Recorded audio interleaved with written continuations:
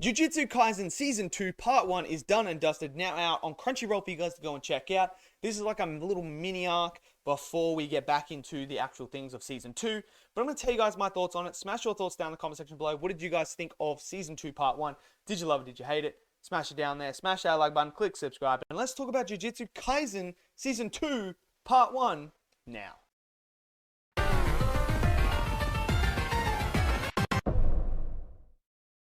Okay, so Jujutsu Kaisen Season 2 Part 1 is like this little mini arc that actually goes back before the actual first season of Jujutsu Kaisen. This is where we really dive into the character of Gojo and Geto, and we really figure out what happened and why is Geto evil now? Why is he helping these cursed spirits in Season 1? What happened there? How did Gojo rise to the rank of becoming the greatest Jujutsu sorcerer? Like, how did this all happen? And that's what this whole little mini arc is. It's to develop these characters, to show you how close these two were as friends and what actually was the fallout that caused Geto to go down the dark route. What made him turn evil, as some people would say. Now, for me, Season 2 Part 1, I actually don't mind if we do like a little flashback, a little mini arc going back and telling these sort of stories, because it gives you an idea of who these characters are. And what I really like is the Geto actual character arc that we get, and understanding who he is and what his real motive is as we progress now moving forward.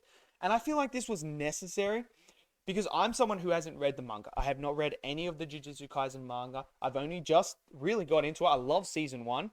People would tell me it's really good, so I got into it, loved the first season. And I even thought, okay, why is this guy bad? Like, why is Geto evil? Like, why is he on the bad team?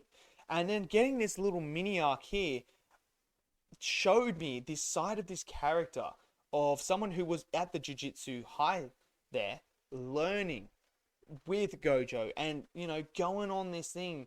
And we got to learn more about his power, how he eats the curse and then like absorbs it, and we see how disgusting that is for him and how it takes its toll on him. But it's really that character arc as we progress, when he gets to that moment where he meets that other sorcerer, where she starts to talk about her ideology about, look, there's only two options here. How do we save this world from these cursed spirits? How do we do it? What we do is we can either get rid of all the cursed energy. Get rid of it all completely. Goodbye. It's all done. Take it away. And we saw that with one of the people that took on Gojo and how he was able to use cursed energy but not at the same time. So you could be like that. Or the other option is we just get rid of mankind. Or get rid of them and just have Jujutsu sorcerers the whole entire time who can control that cursed energy. And this is where he starts to come up with this concept of becoming the hero. Like, Geto believes he's the hero of the world at this point now, because he now has this ideology of he's going to save the world, and by doing that he's going to kill anyone that doesn't want to follow him and doesn't want to become a sorcerer and be able to use the cursed energy or anything like that. And this is where we see him start to murder people, and Gojo doesn't believe this for a second, so he now has to confront him, and this is where that partnership breaks up. Gojo just doesn't have the strength and will to kill his friend right there, to take his friend on, and so he lets him go at the end there. But it's really cool. It's really diving into the psyche of these characters that I really, really like. Obviously, the fight sequences are absolutely incredible. Gojo, man, how good is that fight? Bro, man is just on another level. And I loved that fight where he was basically dead, and we learn more about him and how his cursed energy works, how his techniques work. And it's just animated absolutely gorgeously. It is so good. It's so brilliant, man. His eyes, when they're blue like that, it looks absolutely phenomenal. But that fight was so good. We're seeing how him and Geto are trying to figure out this person who doesn't have any cursed energy, so you can't sense where he's coming from. So they're finding it hard, but then we obviously see Gojo is just on another level. Like, this guy is just on another level to everyone else. and in the end does end up killing this guy. And this is where we find out an actual interesting fact as well to who this person is. He's actually the father of one of the main cast members in season 1 and as we progress in season 2.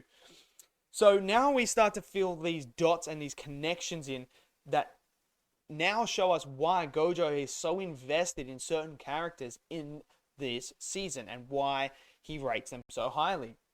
So for me, I feel like this little mini arc was necessary because it showcased these characters, gave us an idea, more backstory, building the world as well. The world building was absolutely fantastic here. And it showed you this idea of other vessels as well. There's not just the Sulcan vessel. There is now another vessel in there as well who actually has this thing to be Tengen, who is like this massive thing. And look, are we going to explore? I don't know, because I haven't read the manga, so I don't know the full backstory to all this and that, but I'm very intrigued moving forward now. And for me, this mini arc was great. And I'm really, really excited for season 2 now as we move forward. And I cannot wait. So let me know what you guys think of season 2 part 1. If you're a manga reader, did this live up to the manga part of it? Let me know. Smash that like button, click subscribe. And I'll see you guys next video. Until then, stay safe and peace out.